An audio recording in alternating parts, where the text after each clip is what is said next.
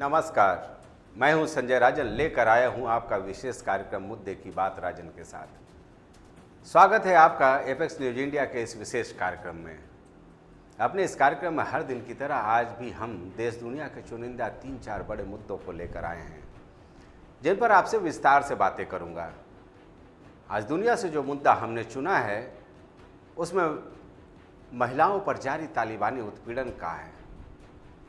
अफगानिस्तान की तालिबानी सरकार लगातार महिलाओं को लेकर एक से बढ़कर एक सख्त कानून बनाती चली जा रही है। सारी दुनिया उस पर मौन है।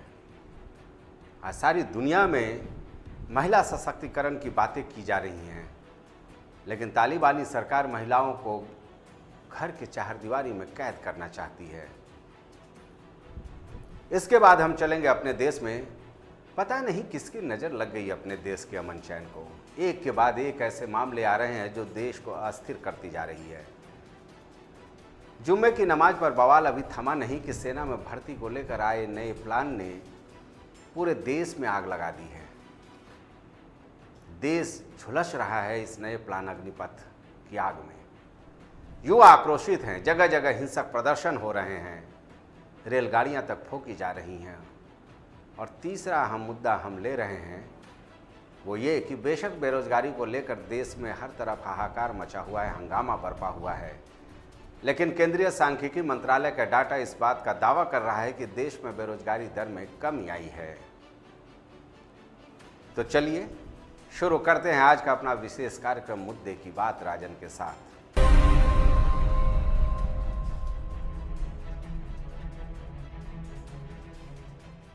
तो सबसे पहले बात कर ली जाए अपने पहले मुद्दे की।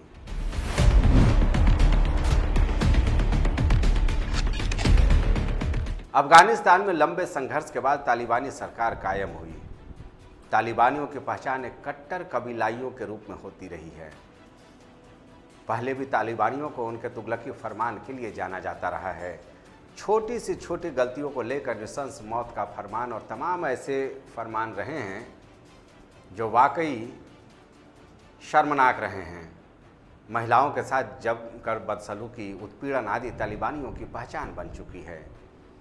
अफगानिस्तान पर काबिज होने के बाद ये उम्मीद की जा रही थी कि शायद तालिबानी अपने कट्टरपंथी विचारों से बाहर आकर एक बेहतर अफगानिस्तान की बुनियाद रखेंगे, लेकिन अभी भी अफगानिस्तान में महिलाओं के शोषण उत्पीड़न का दौर जारी है। आपको मैंने बताया था कि कैसे अफगानिस्तान में तालिबानी फरमान जारी कर महिला पुरुषों के एक साथ स्कूल कॉलेजों में पढ़ाई पर रोक लगा दी गई। एक नई व्यवस्था दी गई कि 3 दिन महिला और 3 दिन पुरुष स्कूल कॉलेजों में पढ़ाई करने जाएंगे। अभी ये मामला सुर्खियों से हटा भी नहीं कि वहाँ एक नया फरमान जारी हो गया है। अफगानिस्तान में जगह जगह पोस्टर लगाकर महिलाओं को हिजाब हर हाल में पहनने की नसीहत दी गई है। बड़े गंदे तरीके से ये पोस्टर लगाया गया है। कहा गया है कि जो महिलाएं हिजाब नहीं पहनती वो जानवरों की तरह खुद को दिखाना चाहती हैं।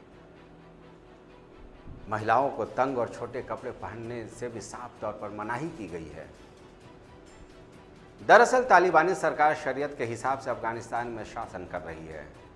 तालिबानी सरकार में एक विशेष मंत्रालय काम कर रहा है जो सदाचार फैलाने और बुराई रोकने के लिए विशेष तौर पर काम कर रहा है। तालिबानी सरकार का कहना है कि जिन महिलाओं का चेहरा सार्वजनिक रूप से दिखेगा उनके खिलाफ सख्त कार्रवाई की जाएगी। अब ये समझिए कोई आज का ही मामला नहीं है, बल्कि शुरुआती दौर से ही तालिबानी सोच महिलाओं के उत्पीड़न की रही है। कुछ फैसलों को देखिए, आप खुद ही समझ जाएंगे कि तालिबानी सरकार में महिलाओं का जीवन कैसे नरक बन चुका है। एक एक कर मैंने ये ग्राफिक्स आपके लिए तैयार किया है। महिला पुरुषों के साथ साथ स्कूल कॉलेजों में पढ़ाई नहीं कर सकती हैं, उस पर रोक लगा है। अफगानिस्तान में जो तालिबानी सरकार नहीं आई है, पुरुष महिलाओं को किसी भी मनोरंजन पार्क में साथ साथ जाने पर रोक है। महिलाएं कोई भी लंबी दूरी की यात्रा अकेले नहीं कर सकती हैं। महिलाओं को ड्राइविंग लाइसेंस देने पर सरकार ने पाबंदी लगा दी है। दुकानों की बात की जाए या सार्वजनिक स्थानों की बात की जाए, वहाँ पर किसी भी महिलाओं वाले पोस्टर लगाना पूरी तरह से प्रतिबंधित है। इसके अलावा जब मैं पढ़ रहा था, इसके डिटेल में गया, इस खबर को तह तक जाने की कोशिश की, तो मुझे मिला कि करीब 10,000 से अधिक लड़कियों को अफगानिस्तान के मिडिल स्कूलों से बाहर कर दिया गया है। महिलाओं को सरकारी नौकरी में लौटने पर रोक लगाया गया है। जो महिलाएं पहले सरकारी नौकरी करती थी और सत्ता परिवर्तन के बाद वो वापस नौकरी में लौटना चाहती थी, उन पर रोक लगाया गया है। महिलाओं को लेकर क्या सोच है तालिबानी सरकार की, यह समझ से परे है। इतना ही नहीं, मैं पढ़ रहा था कि अफगानिस्तान के कुछ प्रांत ऐसे हैं, मसलन हेरात की बात की जाए, वहाँ पति पत्नी तक साथ में रेस्टोरेंट में खाना नहीं खा सकते हैं। तालिबान सरकार का प्रमुख है अखुंदजादा, नाम सुना ही होगा। पूरे संघर्ष का ये मास्टरमाइंड रहा था और अब अफगानिस्तान इन्हीं के हवाले है। उनकी भी सोच यही है कि महिलाओं को ज़्यादातर घर पर ही रहना चाहिए। जब किसी देश के प्रमुख की सोच यही है तो फिर बात ही कुछ और है। आज सारी दुनिया में नारी सशक्तिकरण का नारा गूंज रहा है। ऐसे में अफगानिस्तान सरकार का ये तुगलकी फैसला महिला उत्पीड़न की नई इबारत लिख रहा है, जिसे कतई उचित नहीं कहा जा सकता। चलिए जरा अपने दूसरे मुद्दे पर आपसे विस्तार से चर्चा कर ली जाए।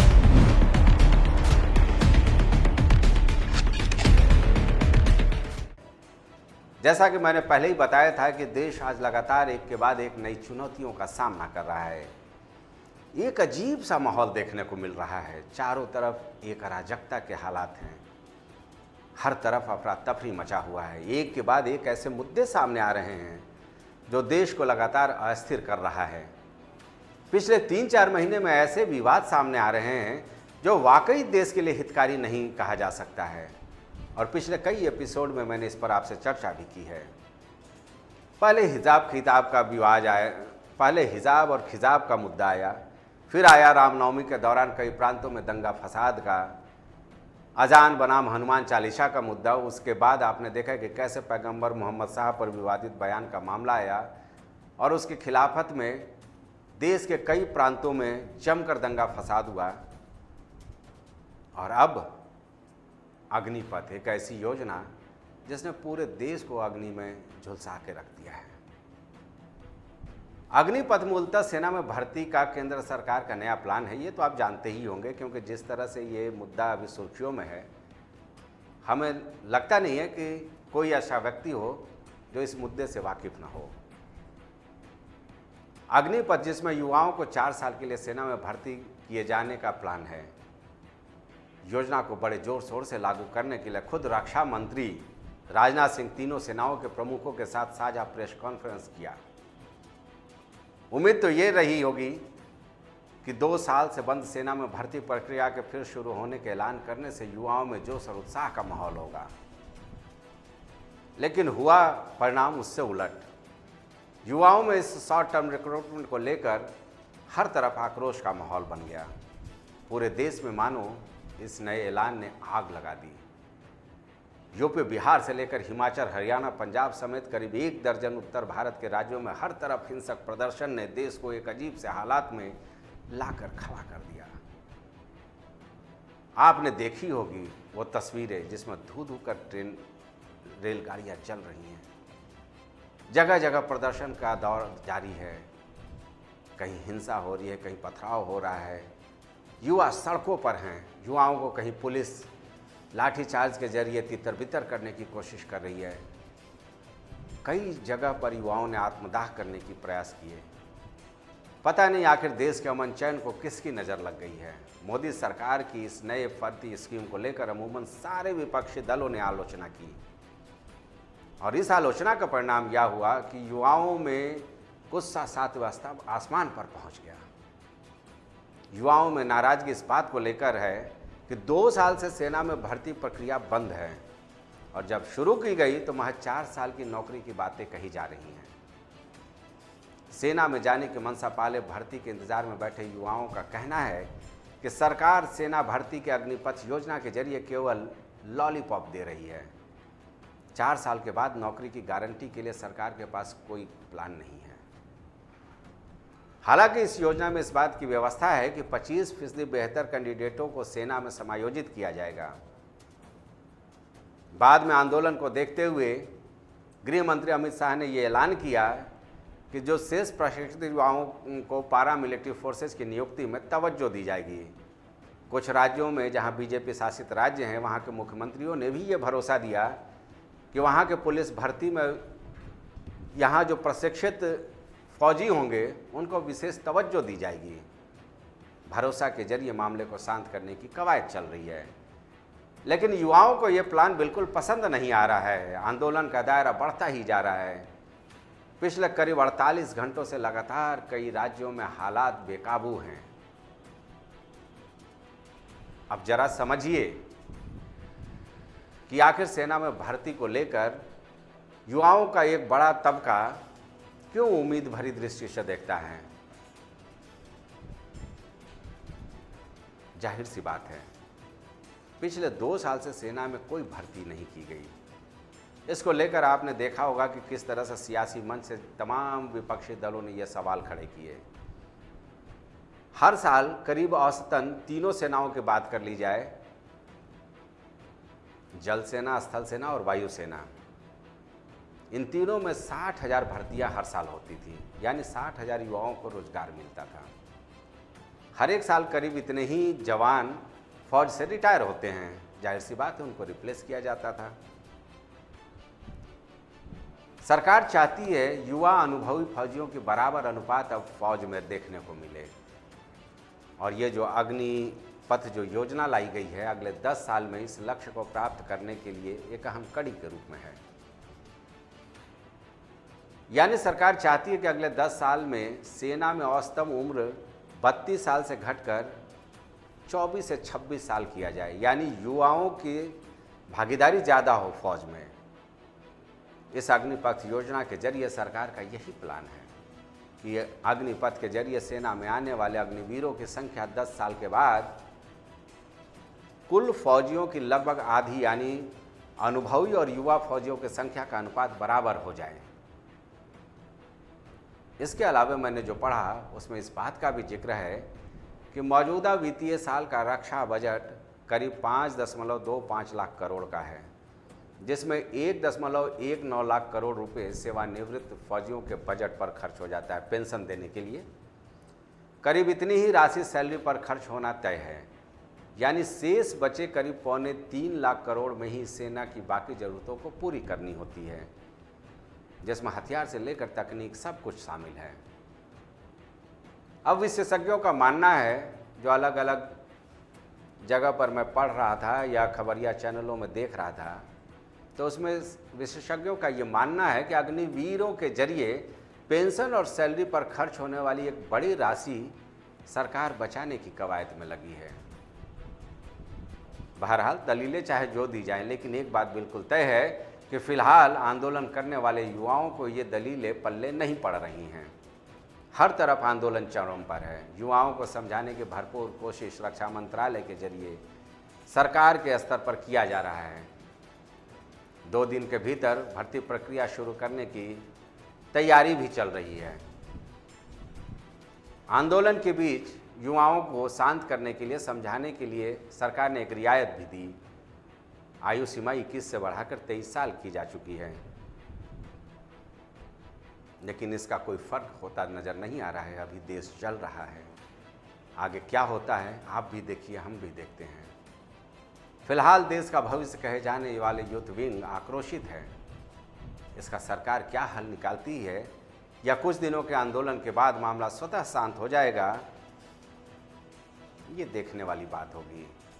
लेकिन उन सब के बीच एक बार फिर दोहराऊंगा, जो कुछ हो रहा है देश के हित में नहीं है, चाहे कमियां सरकार के स्तर पर हो या किसी और स्तर पर। मजबूरी एक छोटा सा ब्रेक लेने की। ब्रेक के उस पार हम बात करेंगे, एक छोटी खबर है लेकिन राहत भरी खबर है, बेरोजगारी दर में गिरावट की।